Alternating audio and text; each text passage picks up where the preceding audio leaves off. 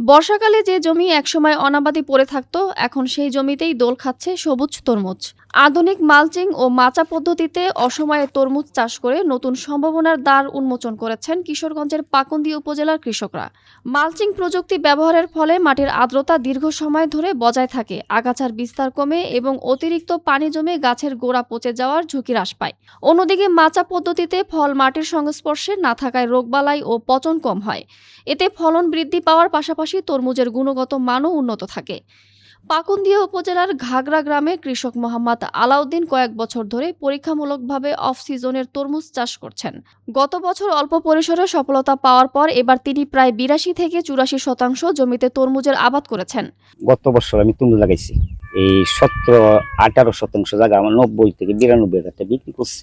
এই বছর আমি তরমুজ লাগাইছি ৮২-৮৪% জায়গা লাগা। আমার কষ্ট গে মনে ১,৩০,০০০ টাকা বইব। আমার লাভবান হবে যে একটা আগুন লাগছে, এই একটা মনে করুন যে ৫০ টাকা কেজি বিক্রি করতে পারবো। ৪ থেকে ৫ কেজি ওজন হয়েছে। ৩ ধাপে আমি ৪টি ক্ষেত লাগাইছি তরমুজ। লাভবান আছে ইনশাল্লাহ, লাভবান দেখে তো আমি লাগাইছি, আর দুলুসকান তো আমি লাগাইলাম নলে।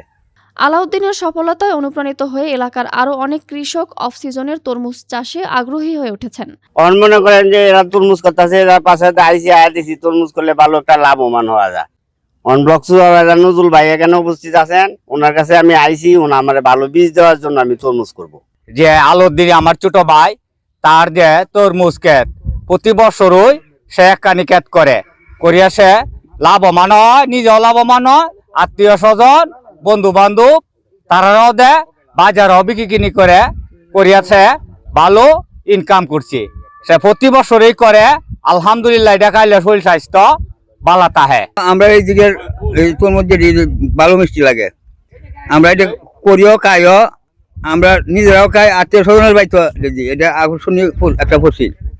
বাজারও বিক্রি করলে ভালো ভালো পয়সা পাওয়া যায়। আলাউদ্দিনের সফলতায় অনুপ্রাণিত হয়ে এলাকার আরও অনেক কৃষক অফ সিজনের তরমুজ চাষে আগ্রহী হয়ে উঠেছেন। কৃষি বিভাগের উদ্যোগে এলাকায় প্রদর্শনী প্লট স্থাপন এবং নিয়মিত কারিগরি সহায়তা দেওয়া হচ্ছে। সংশ্লিষ্ট কর্মকর্তারা জানান, মাত্র ৫৫ থেকে ৬০ দিনের মধ্যেই তরমুজ সংগ্রহ করা সম্ভব। কৃষি উন্নয়ন প্রকল্পের আওতায় আমাদের 5টি প্রদর্শনী স্থাপিত হয়েছিল। এই প্রদর্শনীগুলোর মাধ্যমে আমরা চমৎকার অসময়ের তরমুজ উৎপন্ন করতে পেরেছি।